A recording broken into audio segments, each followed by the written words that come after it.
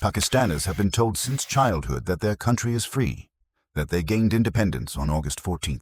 But stop and think for a moment. If Pakistan is truly free, why are its tax rates, electricity prices, and economic policies decided 7 seas away in Washington instead of within its own borders? This is the first part of an economic awareness series. Pakistan faces 5 major economic challenges. Today, we will discuss the first and biggest issue: economic slavery. Remember, this is not just Pakistan's problem. It is a global web trapping dozens of nations across Asia, Africa, and Latin America.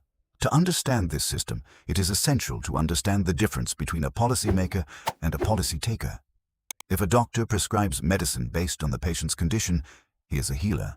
But if he prescribes a recipe because a pharmaceutical company told him to, even if it makes the patient sicker, he is not a doctor. He is an agent for the company. Today, the status of Pakistan's rulers is much the same. When budgets and taxes are set on the conditions of global institutions, leaders cease to be representatives of the people and become recovery agents for the lenders. The harsh reality is that 50 to 60% of Pakistan's budget goes solely towards paying the interest on old loans. This is no accident. It is a systematic framework established at the Bretton Woods Conference in 1944. How does this system work? John Perkins exposed it in his book, Confessions of an Economic Hitman. He writes that global powers deliberately give poor countries loans they can never repay, allowing them to control those nations' UN votes and natural resources. Look at the history of the IMF. Countries that followed their structural adjustment programs, whether Argentina, Greece, or Pakistan, did not see poverty decrease. Instead, inflation skyrocketed.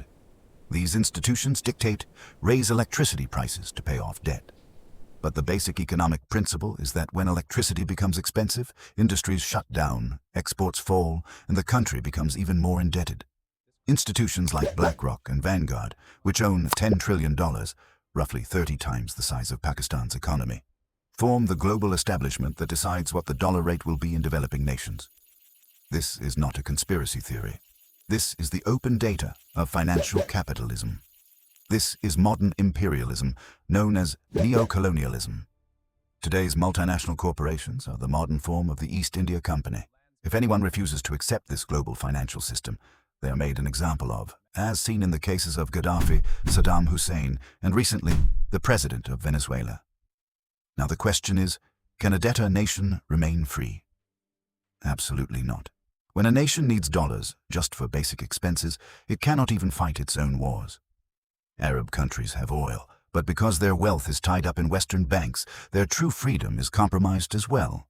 Now, contrast this with the Islamic economic model. The Islamic economic system does not want societies to be poor. Rather, it wants them to be sovereign. A fundamental principle of the Quran is equality in the right to livelihood, meaning all humans have a right to the resources of Allah's earth. The Prophet Muhammad, peace be upon him, established an independent market in Medina to end the existing economic monopolies of the time. As Shah Waliullah, R.A., noted, a ruler's authority and sovereignty are only possible when he stands on his own resources. The Prophet commanded refugees not to beg, but to actively participate in production and trade. Understand this entire system with a simple analogy. If the head of a household asks his neighbor every evening, "What should I cook today and how should I spend?" he is not the head of the house. He is the neighbor's servant. The Islamic economic system envisions nations not as servants to global loan sharks, but as sovereign entities making their own decisions and spending their resources on their people, not on interest payments. The Quran's verdict is final, and their affairs are decided by consultation among themselves. Surah Ash-Shura 38. This means policy should not be made in Washington, but within Pakistan, based on its own national needs and foundations. The global capitalist system wants developing nations to stay in the quicksand of debt so their orders rule. The Islamic system, however, advocates for a prosperous state that is free to make its own decisions based on its own resources.